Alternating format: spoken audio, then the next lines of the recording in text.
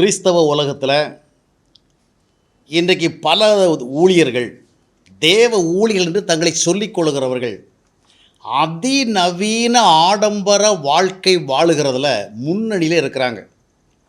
பல திருச்சபை நிகழ்ச்சிகள், பல தேவ ஊழியருடைய குடும்ப நிகழ்ச்சிகள், பல ஊழியர்கள் ஜனங்களுக்கு முன்பாக வருகிற சூழல்கள் எல்லாவற்றையும் பார்க்கும் பொழுது தேவ ஊழியர்கள் என்று தங்களை சொல்லிக் கொள்கிறவர்கள் தற்கால உலகத்திற்கு ஏற்றபடியான அதிநவீனமான ஒரு ஆடம்பர வாழ்க்கை முறையை பிரதிபலிக்கிறாங்க.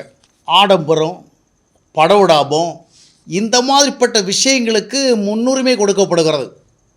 நாங்கள் இந்த உலகத்துக்கு ஏற்றபடியாக எல்லா விதத்திலும் டாப் லெவலில் நாகரிக நிலையில் இருக்கிறோம் அப்படிங்கிறத காண்பிக்கிறதுக்காகவே அதிக கவனம் செலுத்துகிறார்கள். தங்களுடைய வாழ்க்கையோடு தொடர்புடைய பல நிகழ்ச்சிகளிலும் தங்களுடைய ஊழியங்களோடு தொடர்புடைய பல நிகழ்ச்சிகளிலும் வருகிற பொழுது உலகத்தாரை விட மிஞ்சி போகின்ற விதமான மிஞ்சிப்போன அதிநவீன ஆடம்பரமான செயல்முறைகளை பார்க்க முடிகிறது. இதை வெகு சிலர் தான் தேவ ஊழியக்காரன்னு சொல்லுகிறவ இந்த மாதிரி இருக்கக்கூடாது. தேவ ஊழியர் நல்லா உடுக்கலாம், நிறைய காரியம் நல்லாவே செய்யலாம். ஆனால் ஆடம்பரம், படோடாபம், டாம்பிகம் இந்த மாதிரி பிரதிபலிக்கிற வாழ்க்கையை பண்ணக்கூடாது. ஆன்மீக தலைவர்கள் அதற்குரிய ஒரு சமநிலைக்குள்ளே இருக்கணும் அப்படின்னு வெகு சிலர் சுட்டி காட்டுறாங்க. நிறைய பேர் கிடையாது. சொல்லுவாங்களா, விரல் விட்டு என்ன தகுந்தவர் சொல்லுகிறாங்க. ஆனால் இந்த மாதிரி ஆடம்பரமாக சில காரியங்களை செய்கிற பொழுது பலர் தங்களுடைய கருத்துக்களை சொல்லுகிற பொழுது தேவ ஊழியர்கள் உண்மையிலே வெட்கப்படணும்.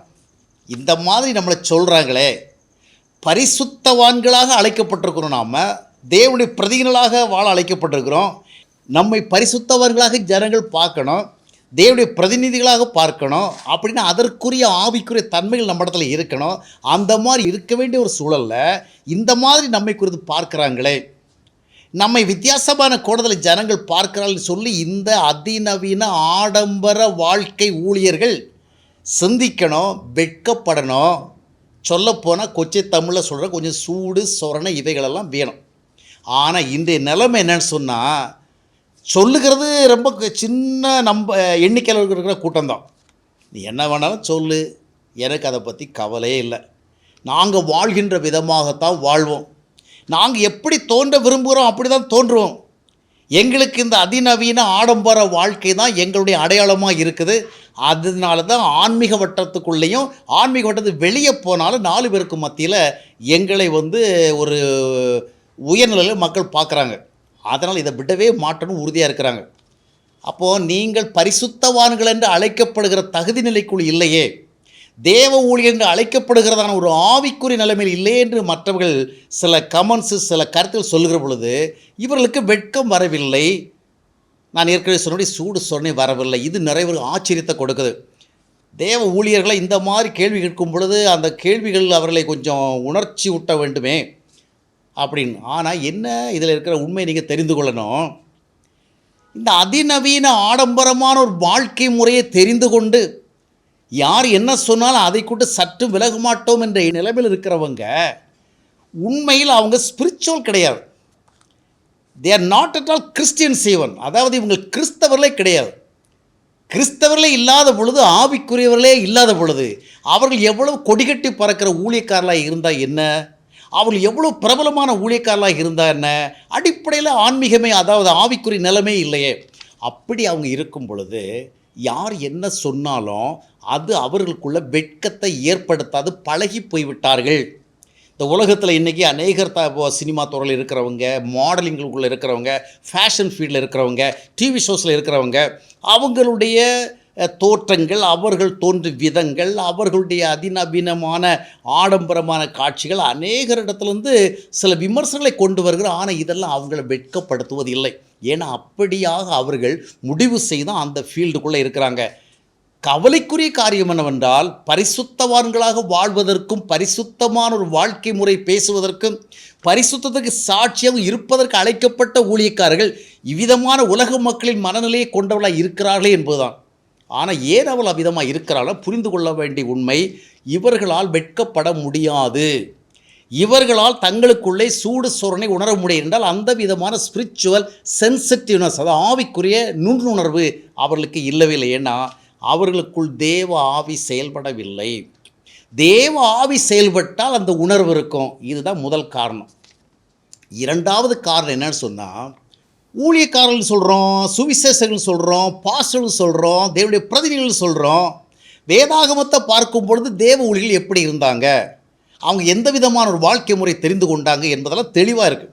அப்படி இருக்கும் பொழுது இந்நாட்களில் நாம் பார்க்குற நிறைய தேவ ஊழியக்காரங்க உலகத்து மனிதர்களுக்கு ஒப்பாக இருக்கிறது மட்டுமில்லை, அதோட அதிகமாக இருக்கிறாங்களே. படோடாவுமான வாழ்க்கை, பகட்டான ஒரு வாழ்க்கை, அதிநவீன விருப்பமுள்ள ஒரு வாழ்க்கை, பணத்தை அதாவது தண்ணி மாதிரி இறைக்கிறான்னு சொல்லுவோம், அந்த விதமான ஒரு வாழ்க்கை, இந்த விதமாக இருக்கிறார்களே அப்படிங்கிற மாதிரி அநேகர் சிந்திக்கிறாங்க. இதில் புரிந்து கொள்ள வேண்டிய இன்னொரு உண்மை என்னன்னு சொன்னால், இன்றைக்கு கிறிஸ்தவ உலகத்தில் பார்த்திங்கன்னா 100க்கு அதிகமான சதவீதத்தில் இருக்கிறது போலியான கிறிஸ்தவம் தான், வேத அடிப்படை சார்ந்த கிறிஸ்தவம் இல்லை. இந்த 90% இருக்கிறவங்களுக்கு இந்த அதிநவீனமான ஆடம்பர வாழ்க்கை ஒரு மேட்டர் கிடையாது.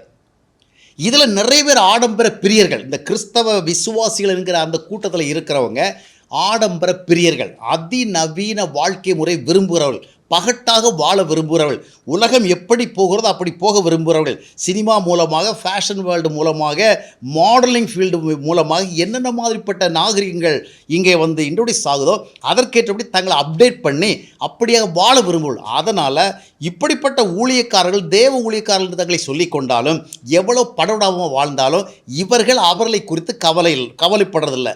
அதனால் இந்த தேவ ஊழியர்களும் இந்த 10% பேர் தங்களை குறித்து எதிர்விதமான கருத்துக்களை கொண்டிருக்கலாம் என்பதை கவனிப்பதில்லை.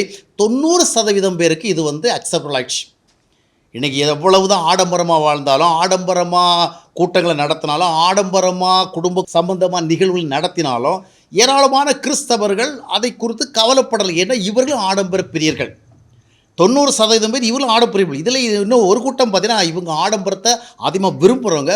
அதில் ஒரு குறிப்பிட்ட பிரிவு பார்த்தீங்கன்னா இவங்க ஆடம்பரம் வாழ்கிறதில்ல, ஆனால் ஆடம்பரத்தை எதிர்க்கிறதில்ல. சில குடும்பங்களை பார்த்தீங்கன்னா பெற்றோர்கள் ரொம்ப சிம்பிளாக இருப்பாங்க, ரொம்ப ஹம்பிளாக இருப்பாங்க, சாதாரணமான சட்டை போடுவாங்க, எந்த விதமான எக்ஸ்ட்ரா ஸ்டைல் எல்லாம் பண்ண மாட்டாங்க. ஆனால் அவங்களுடைய பிள்ளைகள் அதிநவீனமாக இருப்பாங்க. சில கணவர்களே கூட பார்த்திங்கன்னா ரொம்ப சிம்பிளாக இருப்பாங்க, அவருடைய மனைவிகள் ரொம்ப ஆடம்பரமாக இருப்பாங்க.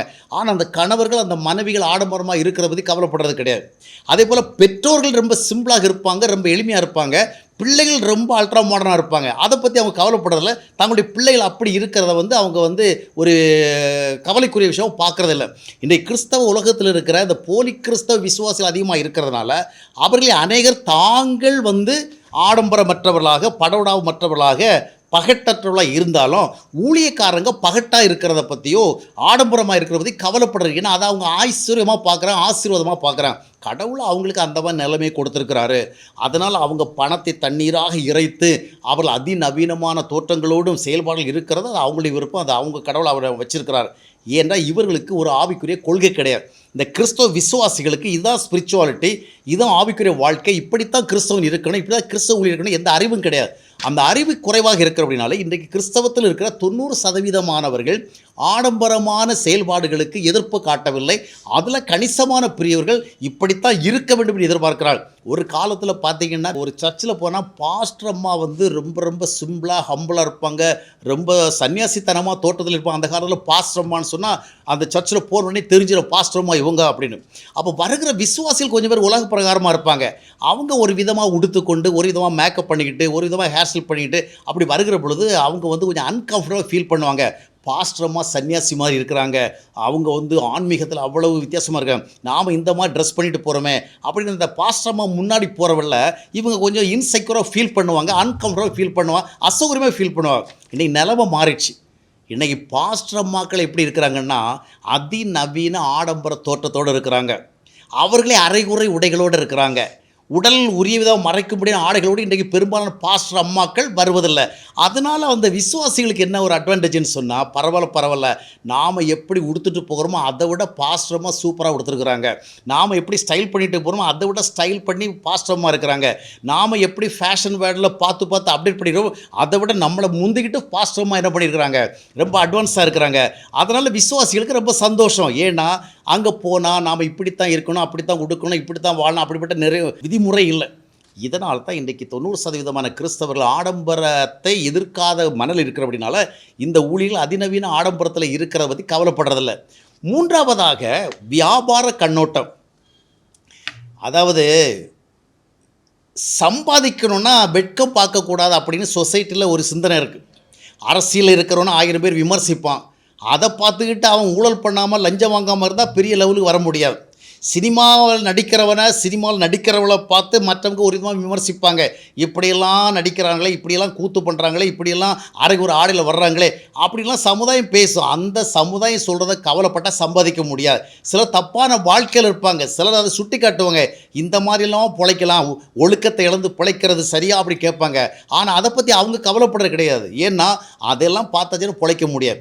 இதே போல் தான் இன்றைக்கு கிறிஸ்தவ உலகத்தில் நிறைய பேர் அதிநவீன ஆடம்பர உலக வாழ்க்கை முறையை வாழுகிற பொழுது அவங்க இந்த 10%க்குள்ளேருந்து கொஞ்சம் பேர் இதை தவறு, இது சரியில்லை, இது ஸ்பிரிச்சுவல் கிடையாது, இது ஆன்மீக கிடையாது அப்படி சொல்கிறவங்கள கவலைப்படுறது கிடையாது. ஏன்னா இவர்களுடைய பிழைப்பு 90%லேருந்து வருது.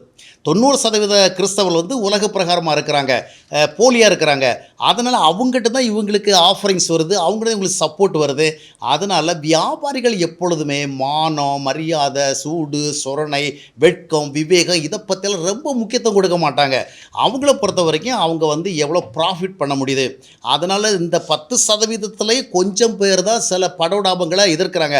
அவங்களெல்லாம் நம்ம மைண்ட் பண்ணால் நம்ம சம்பாதிக்க முடியாது, அவங்க நமக்கு மேட்ரே கிடையாது, நாம் இந்த 90% நமக்கு ஆதரவாக இருக்குது. அந்த கண்ணோட்டத்தில் இருக்கிறதுனால இன்றைக்கு பெரும்பாலான அந்த கண்ணோட்டத்தில் இருக்கிறதுனால இன்றைக்கு பல ஊழியக்காரர்கள் படோடாவமாக, பகட்டாக, அதிநவீன தன்மையோடு உலகத்துக்கு ஏற்றபடி இருக்கிறதா தெரிந்து கொண்டாங்க. இதில் நாம் என்ன சொன்னாலும் அவர்களுக்கு வெட்கம் வராது, சூடு வராது, சொரணை வராது. ஏனென்றால் அது அவர்களுடைய வாழ்க்கையில் இல்லை. ஏனென்றால் அந்த ஆவிக்குரிய ஒரு நேச்சர் அவங்களுக்கு இல்லை. அதை தான் புரிந்து கொண்டு நாம் தான் எச்சரிக்கையாக இருக்க பழக வேண்டும்.